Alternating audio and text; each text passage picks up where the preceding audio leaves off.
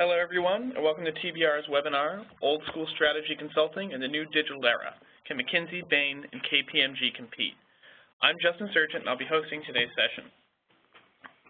TBR expects a spike in management consulting demand in 2015 and believes the vendors that excel at managing talent and developing a convincing value proposition around the blend of strategy, technology, and execution, people and permission, will be best positioned to grow. Vendors must be able to adapt to a variety of customer types, including clients ready to address overall strategy and those just wanting to fix identified challenges, especially in regard to how IT can provide specific, one-off business outcomes. This webinar will examine how the vendors covered in TBR's Management Consulting Benchmark invested in position to win consulting opportunities around addressing CxO-level transformation agendas that involve incorporating analytics, Internet of Things, and digital into their business models, as well as meeting security concerns.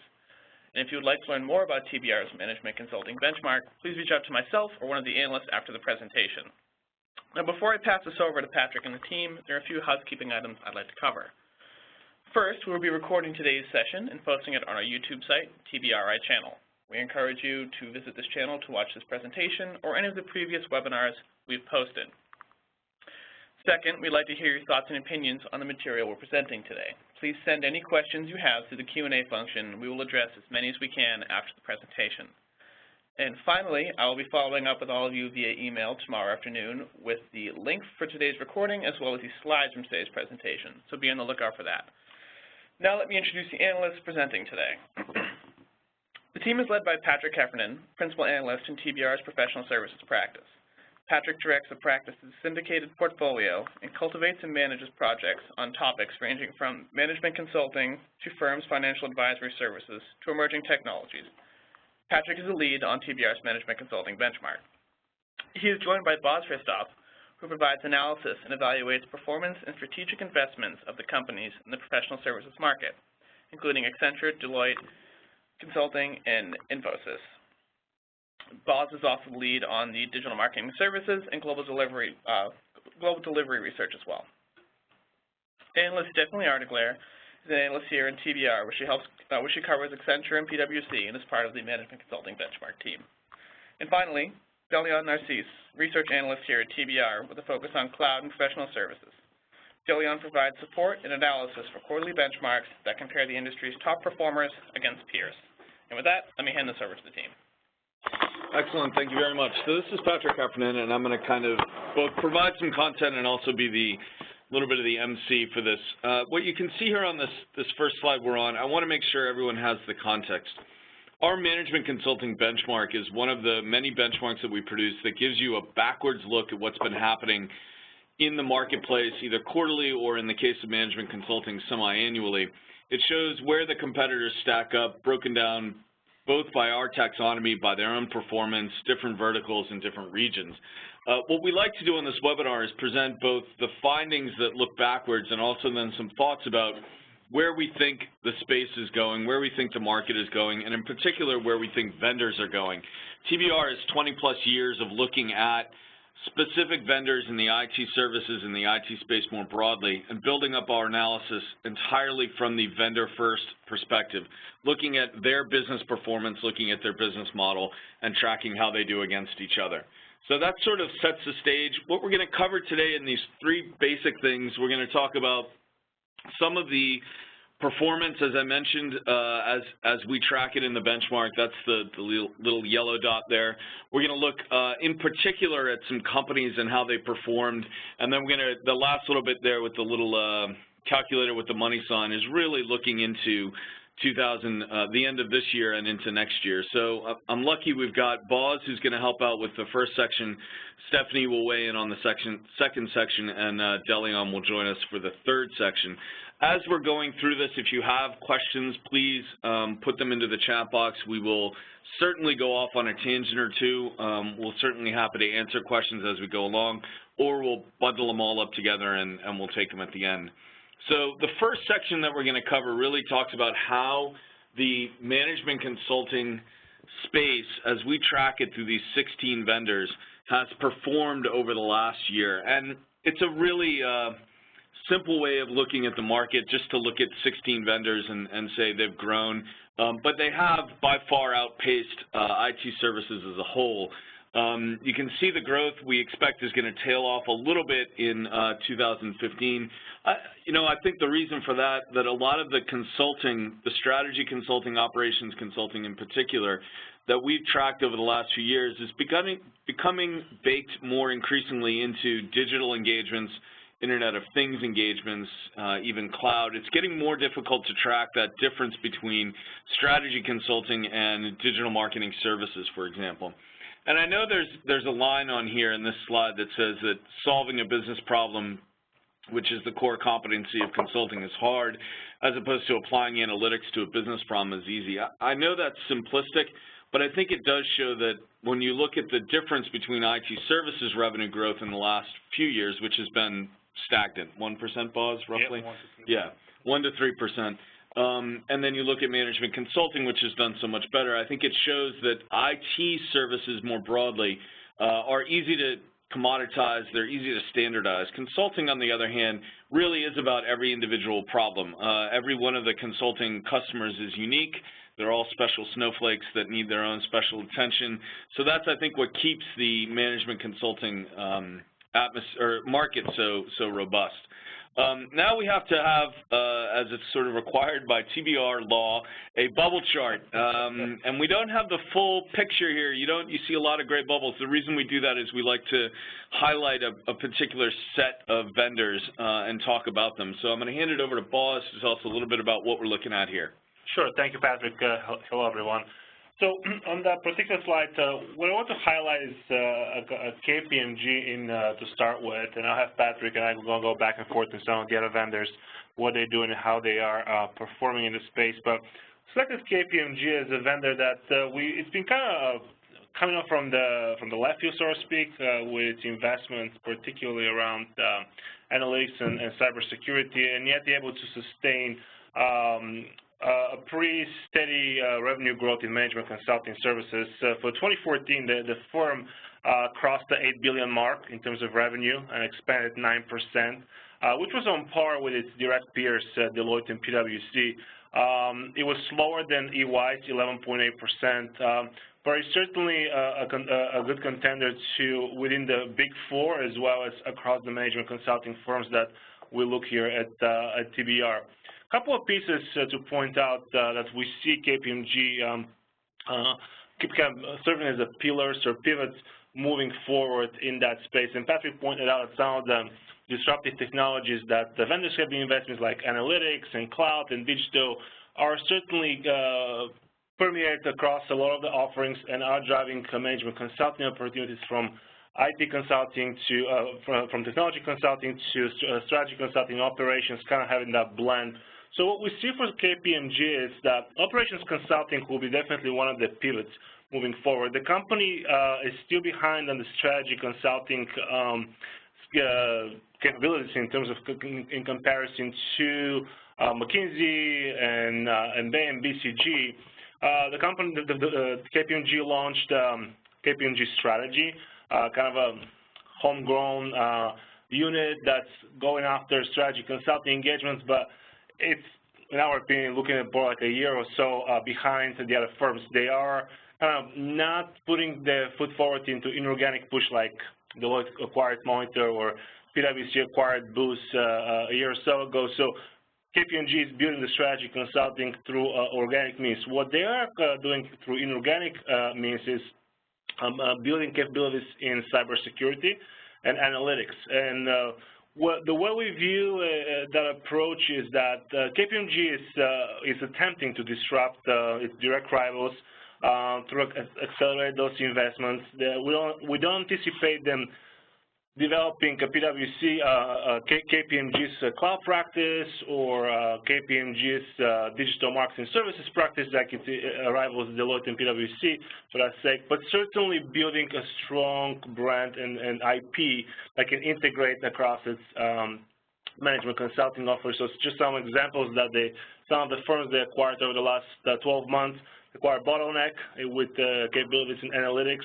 They acquire First Point Global, P3 Consulting, Trustic OI, in cybersecurity. Just a few examples to give you a flavor. And those vendors and firms that they acquire are broadly scaling up KPMG's footprint across different geographies like Germany and Finland and Australia. Just to give you the perspective that the firm is looking at the global perspective, and that's kind of when they go to market and when they talk to the client is about where do we fit in that global competition and how do we compete. We're still a member firm type of model running our operations, so that's the next kind of piece of the evolution of the portfolio they go to market for KPMG is establishing more of a cohesive hyper collaboration between the member firms.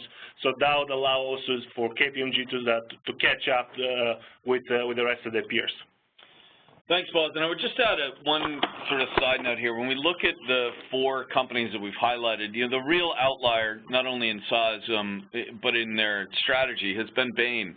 Not a company that's acquiring at all. In fact, I would say that our analysis, our research has shown that they have made a real conscious decision to stick with what they do well, to both preserve that culture within Bain, but also to preserve their ability to grow at the pace they want, their ability to continue to serve their clients in the way that they want. Now, EY and BCG have both been acquisitive, not nearly at the pace of KPMG, but both of them have made acquisitions. And, if I had to sort of set up a spectrum, I would put EY and BCG, in fact, closer to Bain in the way that they maintain their own culture and the way that they make really only essential small acquisitions to try and build up their partnerships in a slightly different way than a KPMG or even a Deloitte and certainly Accenture and IBM. So with that, I think we'll look at the next chunk of this research, and here's where we're getting into some more of the specific vendors, which ones are gaining ground, which ones are losing ground. And I want to start off here with what we're seeing in operations consulting. And, the story for a few years now has been about the way that emerging technologies, so cloud, analytics, social, mobile, digital, and all that have been permeating throughout management consulting. And while that's sort of been the story, and we've talked about the disruption that's caused, I think what we're seeing now is the results of all that. It's becoming, as I mentioned before, a lot more baked in. Cybersecurity maybe is one of the ones that is still at that early edge of it. But what the result of that is that operations consulting, more than anything else, is becoming the key point where you're seeing emerging technologies bleed into management consulting, and where you're seeing firms really develop the full breadth of their offerings. And this ties, of course, to a lot of what everyone's hearing and talking about around Internet of Things, what Accenture calls IT-OT integration. I think that's a great way of looking at it, because it pulls together that, underlying that IT-OT integration is that strategy consulting. So then the question is, well, why do the Big Four lead in this particular area? I mean, the 4 firms we called out here, Deloitte, EY, KPMG, and PwC, make up, if I read this right, slightly more than half of the operations consulting market out of these 16 vendors that we're following. The number one reason for that is very simply their legacy consulting operations. And I understand that Deloitte's the only one that kept it for a long time. The other 3 had to build it up over the last 6, 7, 8, 9 years. But the bottom line is they have that global presence. They have a legacy of providing operations consulting. So as you start to layer in cloud and analytics, as you start to layer in digital and cyber, the Big Four firms are probably best positioned to do that. The other thing I want to point out here, the slide itself actually comes directly from the benchmark. The benchmark, we're talking about it in broad terms. What it actually is an executive summary that's probably about 70 slides long or so, and then individual vendor profiles on each one of the companies. This comes out of the executive summary, and as you can see here, there's a quote from a Big Four principal in Australia. We incorporate not only research that's based on what we hear and know from speaking with the management consulting vendors themselves, what's been reported in the press and what's been reported as part of their financial filings, but we also do a lot of primary research as well, and we try to incorporate that in the benchmark so that you get that sort of color commentary that's included as well. Another aspect of the benchmark is that we do look at verticals. We do look at different industries. And you can all look at this slide and gather what's happening in these 3 particular industries, but I want to make 3 important points here. First is the most successful of these consultancies, of these 16 management consulting vendors that we have here, they're organized by industry, and they constantly cite industry expertise as one of their strengths. The other side to that, or the same side to that coin, is that in our own customer research, we hear again and again from clients that industry expertise is one of the top reasons why they choose and why they retain a management consulting firm. So industry expertise is not only an organizational principle for the more successful firms, it's also what clients are looking for. The second big point, I think it's critical to look at what is driving industries and the markets that they're in order to understand where the consulting role fits in as well. For example, I mean, look at healthcare. The sustained regulatory, I guess you could call it uncertainty, disruption, unknowingness of what's going to happen in that space is what really has kept strategy consulting in particular a high point for the healthcare, life sciences, and healthcare vertical. And then the other thing I have to point out is, as exciting as healthcare might be, financial services is still huge. It's still growing. We see no signs of any slowdown in the management consulting space that's dedicated to financial services. But one thing I would caution here, every single new player and potential new player in the space, so now I'm talking about Atos, Cognizant, Infosys, even firms like Ericsson or Cisco, they all talk about financial services, they all talk about banking as being a primary industry that they want to play in, or they want to expand their offerings and expand their engagements in, because it really is, when you look at consulting as a whole and management consulting in particular, financial services and insurance, banking and all that is really truly the top industry. And I think with that, I will turn it over now to Stephanie, and we'll get a view of, since we've done sort of the service line around operations, we've done the vertical, I touched on a few there. Now we'll go to one of the regions, and this time we're going to highlight the U.S. So Stephanie, I'll turn it over to you. Sure. Thank you, Patrick. Hi, this is Stephanie.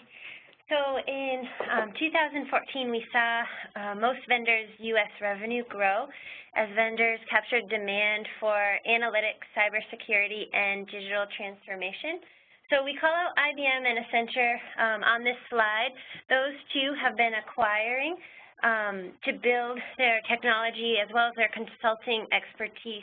And in 2014, we started to see Accenture's management consulting revenue grow, and we really think that that company is starting to benefit from its investment in Accenture strategy, which it's able to pair with Accenture digital capabilities to capture digital transformation engagements. So I'd like to mention a few other firms. In 2014, Deloitte, PwC, and McKinsey were our top 3 revenue generators in the U.S. So just mentioning each one of those briefly. In the U.S., Deloitte's focusing on verticals such as the financial services industry, healthcare, and the public sector. A few years ago, in 2013, the firm acquired Monitor, where Deloitte gained strategy capabilities. But we think that Deloitte could be challenged in the U.S. by the strategy-led, such as McKinsey, Bain, and BCG when competing for strategy engagements.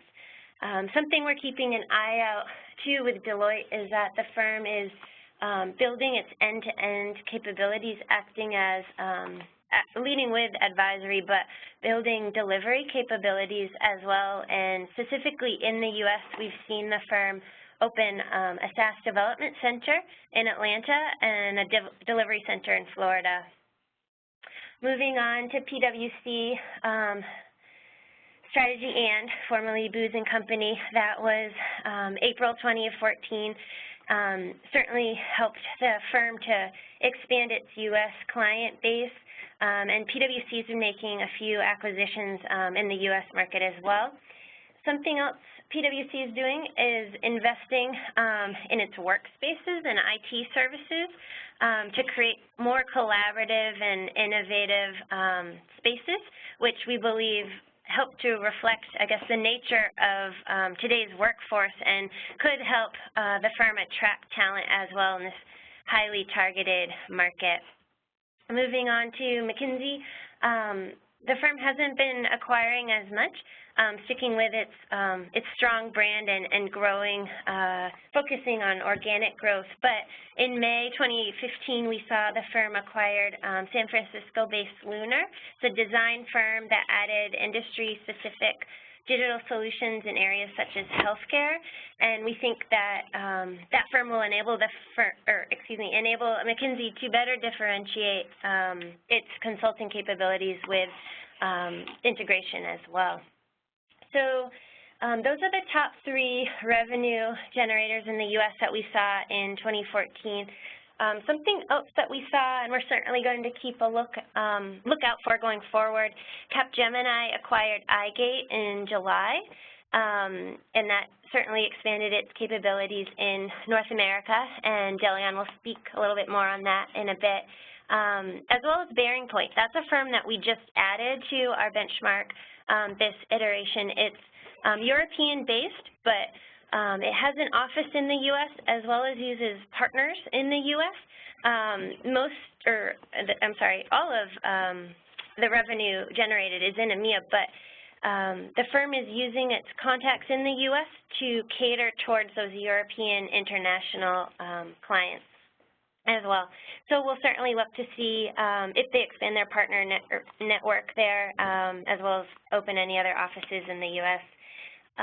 Lastly, I'd like to say that in 2015, we expect the vendors that are the most successful in the U.S. At capturing client demand for digital transformation will have strength in strategy and technology consulting, but particularly build and emphasize their cybersecurity and analytics capabilities. Excellent. Thank you very much. And we're going to hear from Stephanie again in a little bit. I want to highlight a couple things that she pointed out. One is that this is very much an organic benchmark. To use that's not a fancy term. What I'm trying to say is it changes. It changes based on feedback we get from clients. It changes based on what's happening in the market. So one of the reasons why we added Bearing Point this go-around was because PwC acquired Booz & Company, and we had to do something to fill in the gap, and also because we thought Bearing Point was one of the more active management consultancies out there, so it fits in with the whole picture. And then, although Stephanie only touched on the U.S., the benchmark itself does include revenue breakdowns for the entire Americas, for Europe, Middle East and Africa, separate from Europe, and then for APAC as a whole. So we're going to move now to what we're going to see in the coming months of 2015 and then into 2016, based on the research that we found in the last couple of years. This slide, again, comes directly from the management consulting benchmark. Actually, I think we took out a little bit of the stuff on either side of that lovely graphic. But really, and you can read this, and the point here, what I want to highlight is that we did a lot of research into how these companies, these 16 vendors, have been investing increasingly in training their own people in becoming better at hiring. Stephanie mentioned attracting talent. All of them have invested in their own ability to attract not only the right talent, but to make sure they're hiring the people that are going to stick around, that are going to do the most for them, that fit within the culture.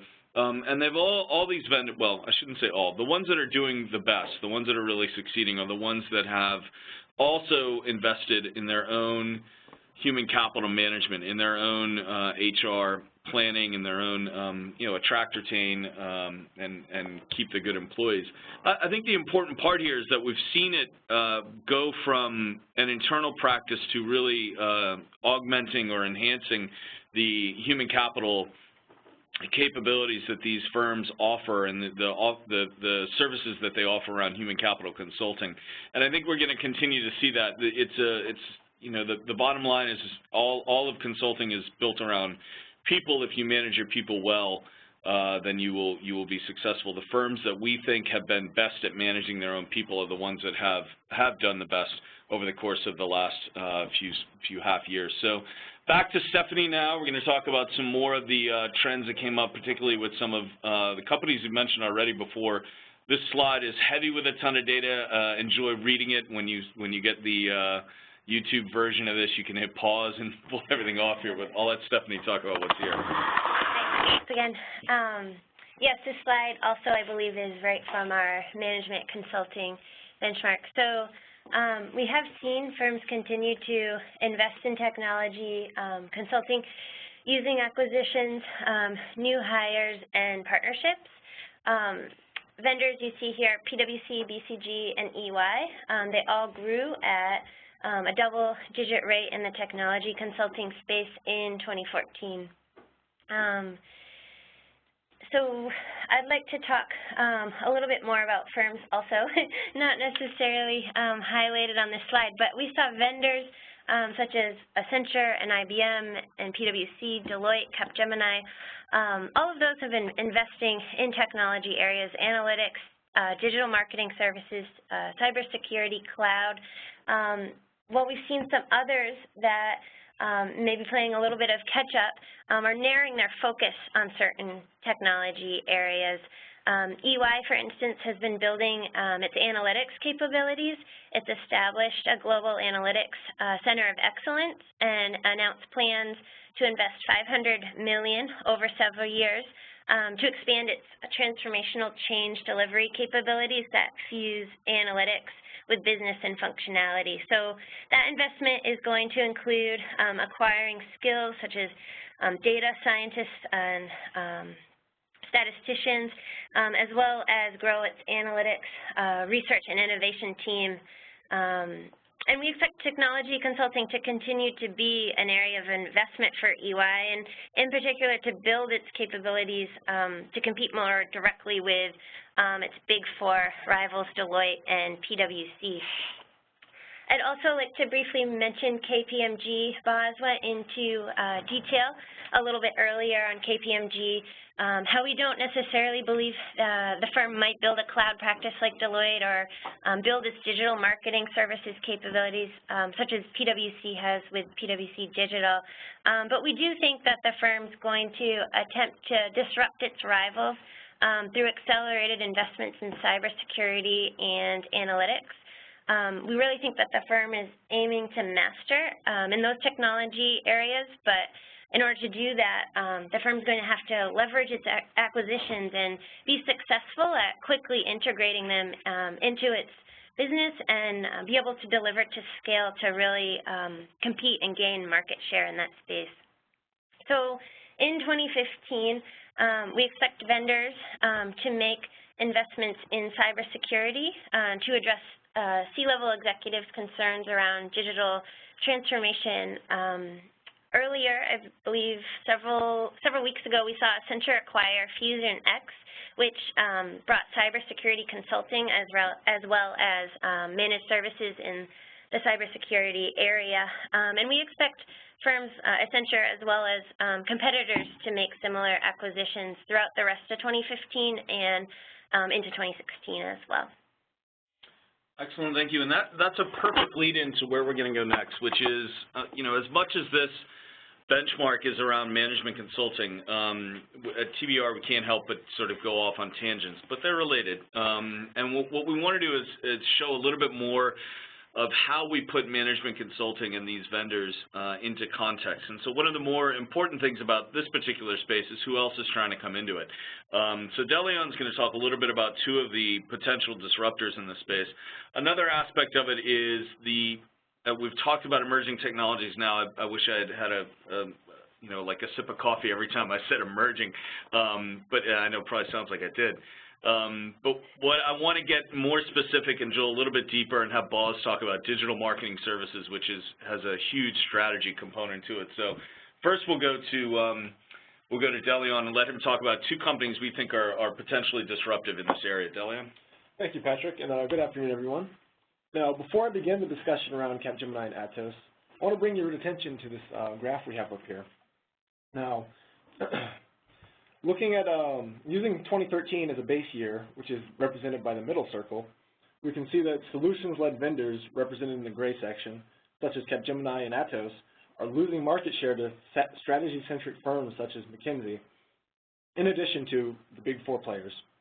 Now, I suspect this erosion of market share is primarily a function of maturation. And what do I mean by that? Well, IT customers are seeking consulting services, that are less and less about how can we implement and migrate the, new solutions into our business, and more about how can we best use these already implemented solutions to help grow our business and attract customers. Now, with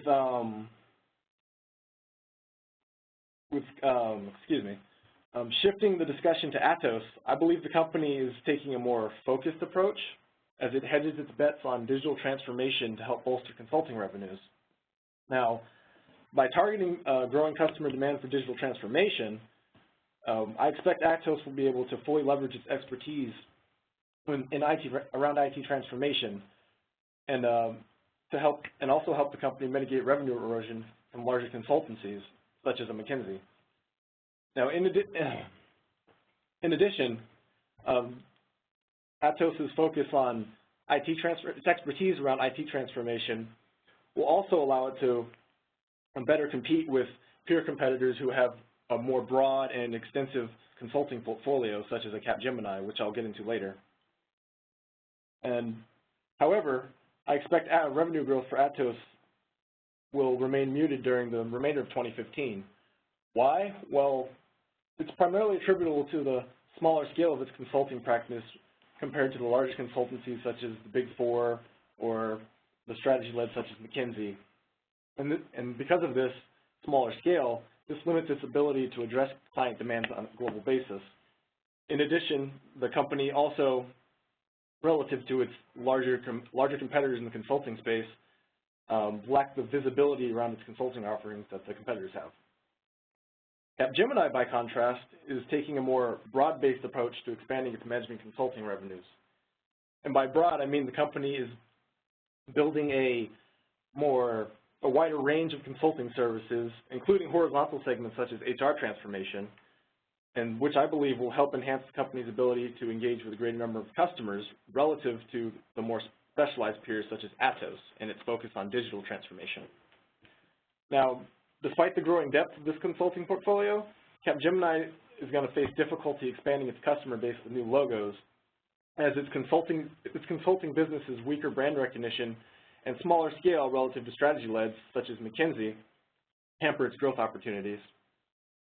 Also of interest to note is that Capgemini, as well as Atos, have also been making acquisitions as of late as part of both companies' efforts to expand in new geographies such as North America.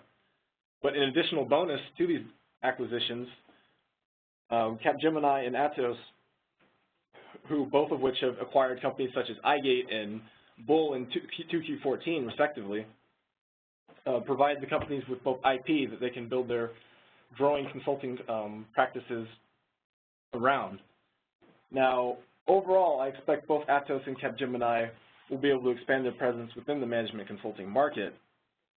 However, challenges will remain for both companies, and these challenges will certainly hamper their ability to grow, while as pressure from the established vendors such as the Big Four, as well as shifting customer demands for consulting services, will choke revenue growth for both companies in the foreseeable future.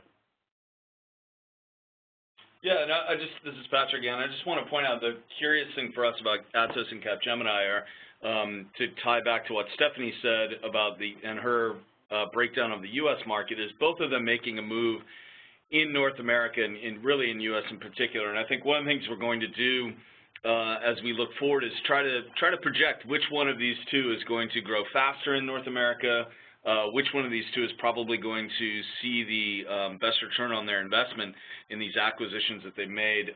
It's a little too early to tell, but I guess if we had to pick a winner or loser, we'll do that at the very end of the webinar if anyone wants to know our guess. So that's Atos and Capgemini. Again, Atos actually is not in the management consulting benchmark, but we thought it was important to include them in this discussion because, as Delion said, they could be a very disruptive player, particularly if they're able to draw away some of the revenue from the bigger guys, but also maybe Atos and Capgemini, and Atos in particular, can provide a kind of a blocking maneuver against some of the more India-centric firms as they try and build up their own consulting presence in the U.S. So that will turn it now to Boz to talk about digital marketing services. Boz? Thank you, Patrick. So just to kind of orient you to that slide, what we're doing here is really comparing two streams of research, management consulting and digital marketing services, both under the professional services umbrella here. Within TBR, the 9 vendors that are highlighted participate in both researches. And there's a specific reason for that, as Patrick mentioned earlier. There's a large strategy transformation opportunity that drives those vendors to invest in areas such as digital strategy, creative and branding, in the interactive, as well as analytics and advertising on the marketing side of the equation, and also look at how it mirrors or reflects on what they do in the management consulting space. The couple of vendors that we kind of have cross-checked are Accenture and McKinsey, and reason being is if you look at on the left, McKinsey stacks at number 3 in terms of revenue in the management consulting revenue size, where it's basically the bottom right now, at least in TBR's view, under the digital marketing services taxonomy. Where Accenture is 2 spots behind McKinsey, but it's leading the digital marketing services research within TBR, at least within the past iteration of our benchmark. And there's a component for that. I mean, Accenture has looked up at the broader digital transformation opportunity that clients' migration from a legacy operations to more of a cloud and digital enabled operations have beefed up services such as creative and branding and interactive through acquisitions. So providing and having an end-to-end stack enables Accenture to go to market and be like, we can do the strategy piece, we can do strategy consulting piece, the transformation, we can do everything that comes beyond that. And that allows them to expand that market share. It allows them to also to look into how customers are perceiving the vendors. Customers, buyers are actually looking to vendors that have a full-blown digital marketing capabilities, but also be like, okay, what can you do best for us? Are you a management consultant or are you a marketer? So while it's an opportunity for someone like Accenture, it could create challenges of how they view, how vendors can be viewed from a customer perspective and be like, okay, decide what you are. Are you a marketer? Are you an agency? Are you a strategy consultant? Customers do prefer to have one hand to shake, but sometimes a broader portfolio can create challenges and threats to their, in that case, management consulting revenues, and we can see Accenture still lagging that of McKinsey. It does create opportunities for revenue stream, absolutely, because it can be add-on to a larger digital transformation engagement, but it also could create challenges moving forward and how buyers are perceiving. I think Patrick pointed out earlier that Bain stacked to its core and decided not to be so much of a one-size-fits-all type of vendor. They do have some digital marketing capabilities, but it's 100% of their revenues, the way we look at it, we put into the digital strategy when it comes down to comparing apples to apples across the other vendors in the digital marketing services research that we do here. Excellent, thanks. And that, it's a good way of reminding everybody that these companies we're totally focused at the moment on the management consulting space for this webinar, but we cover them pretty extensively throughout the rest of the firm. And actually, you can see here on the left, we do syndicated vendor reports on the 7 companies that are listed there. If my counting is right, math is hard, I know, but I think it's 7. This slide just shows you where we are in terms of our research, the things that we're looking at.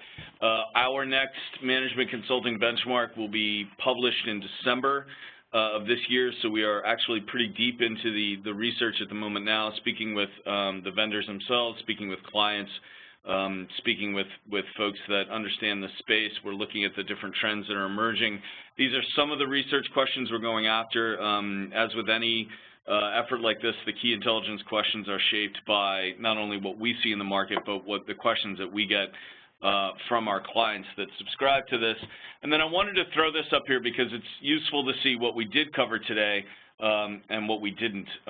Everything in blue are the companies and the segments, the service lines, the regions, verticals that we touched on, at least at some point during this presentation, and you can see there's an awful lot left we didn't get to. So with that, I will go to questions, and the first one that's come in,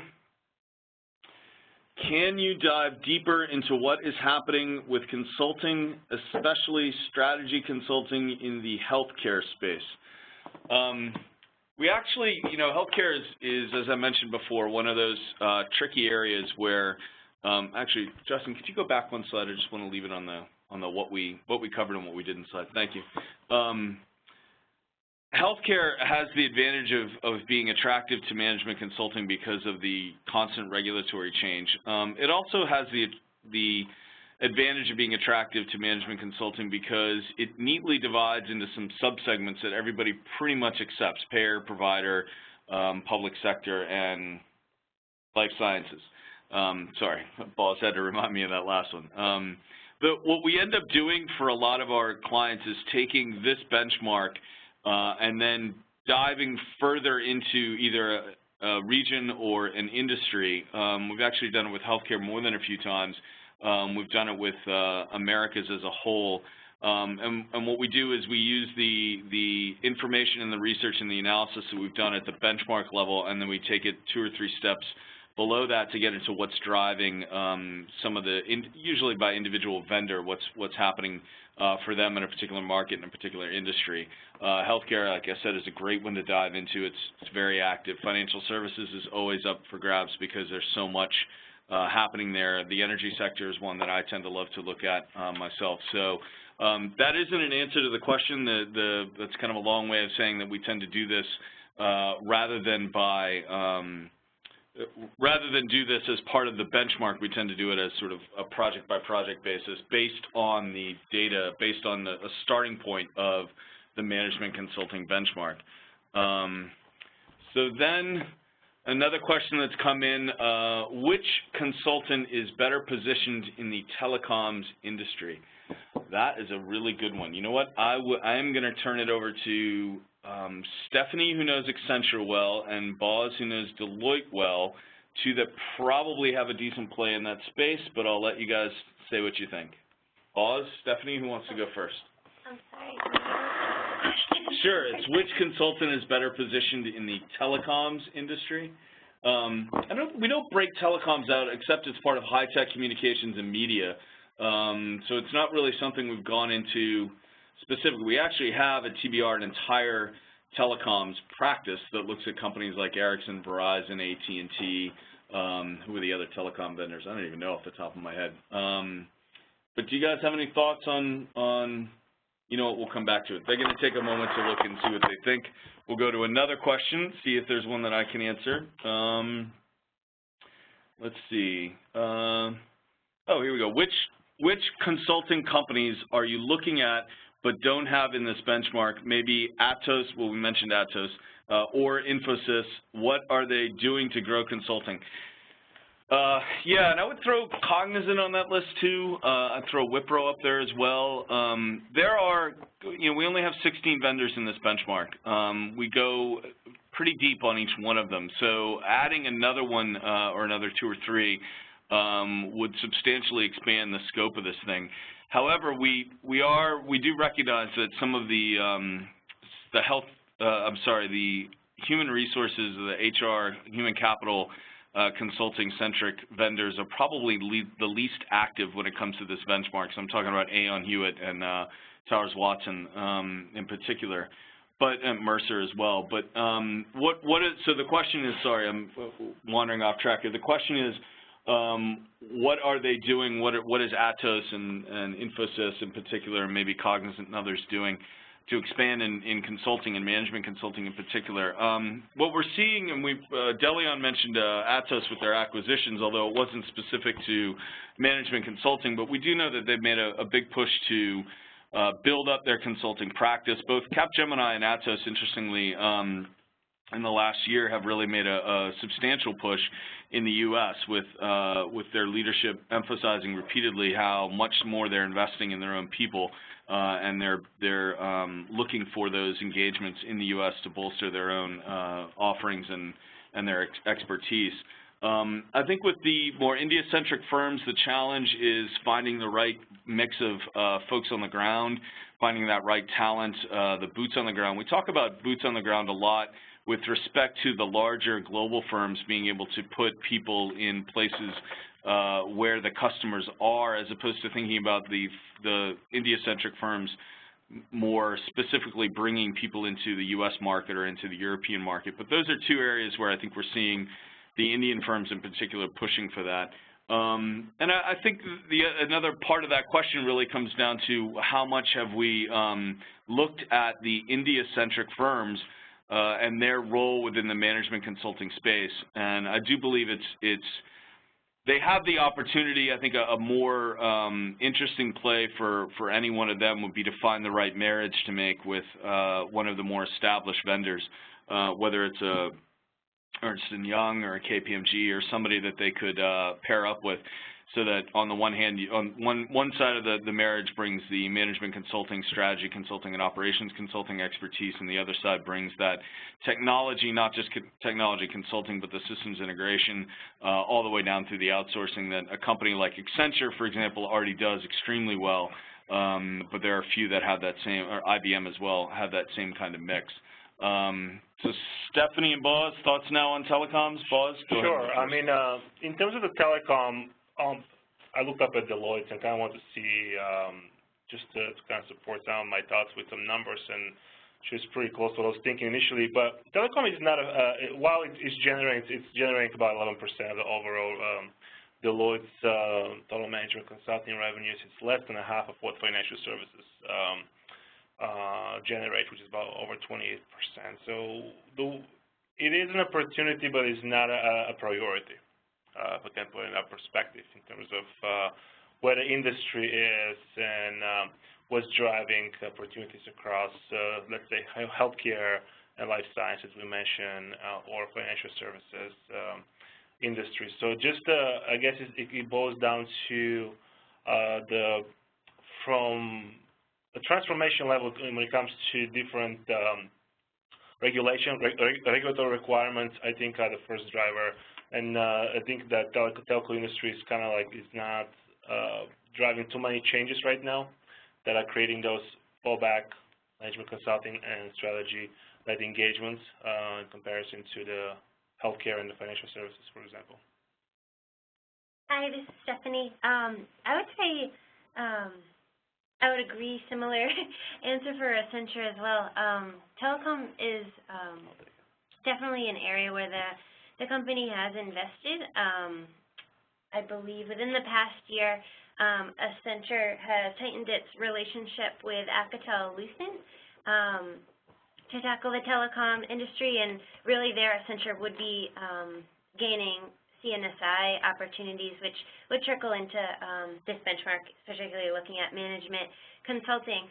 But overall, in the telecom industry, we think a lot of the issues that clients face are tactical, and there aren't necessarily a ton of strategy consulting.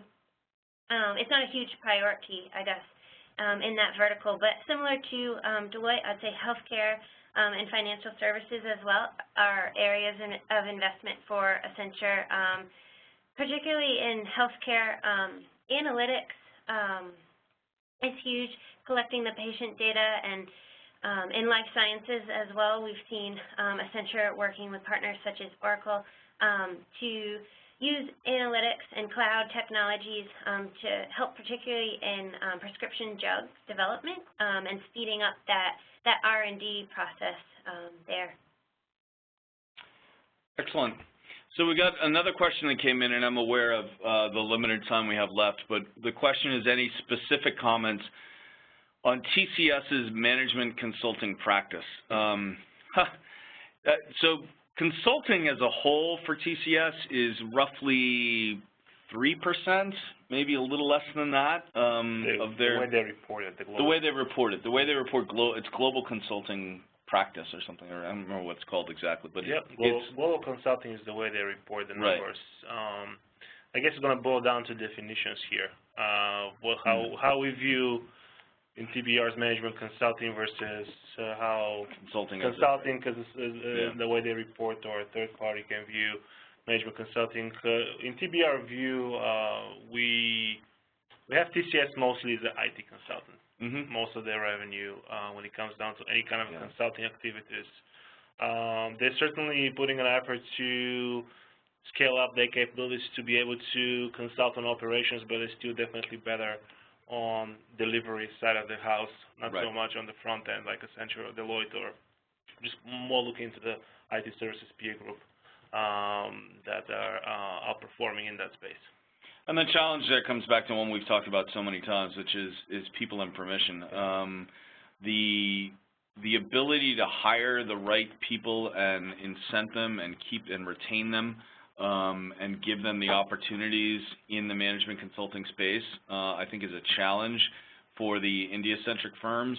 I think it has been for a long time. I think all of them have made different efforts to try and address that, some probably more successful than others.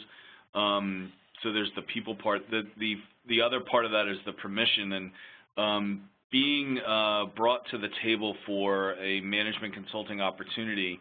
I think it ties to people, obviously, but I think it's part of the branding, it's part of the marketing, it's part of the challenge of breaking in. I mean, McKinsey, why is McKinsey so successful? Why are they the third largest by revenue in our management consulting benchmark? Well, a lot of that has to do with McKinsey being the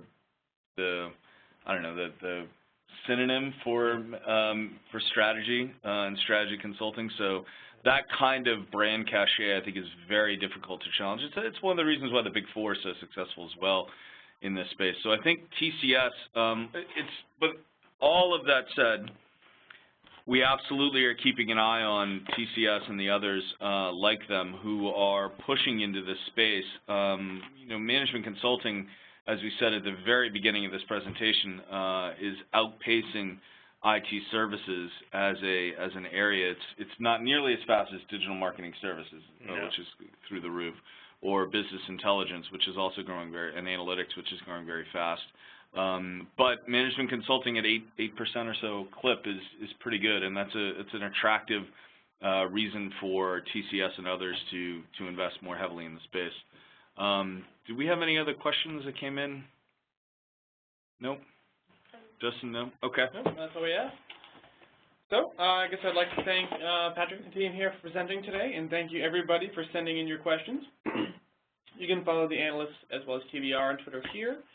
And please check out our pages on YouTube and SlideShare for our previously aired webinars. And we would like to ask you to take a very quick survey as you sign out here. And we do look at all the comments you leave here, because we're always looking to improve our webinars, both in the mechanics of it and what we present to you all. So we'll leave the chat function open for another minute or so if people will send in any last-minute questions. Otherwise, thanks for attending and have a great afternoon.